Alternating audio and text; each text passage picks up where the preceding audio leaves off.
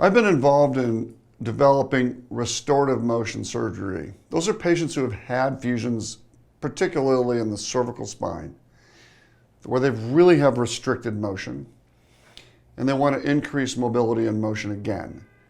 So to restore motion. Now, what are my criteria for people who come to me asking for me to restore motion?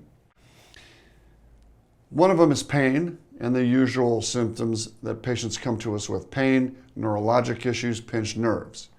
But if you had a prior fusion, I've had patients come to me with an inability to move their neck appropriately or normally, and they want to restore functionality.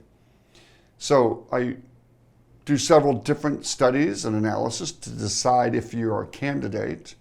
And after I examine you and see what our goals are together to restore motion, it can be done. It depends on your CAT scan results, your MRI results, your examination, and what our goals are. And I can remove fusions and place artificial discs to restore motion. And our goal is to restore you to an active, functional life and lifestyle.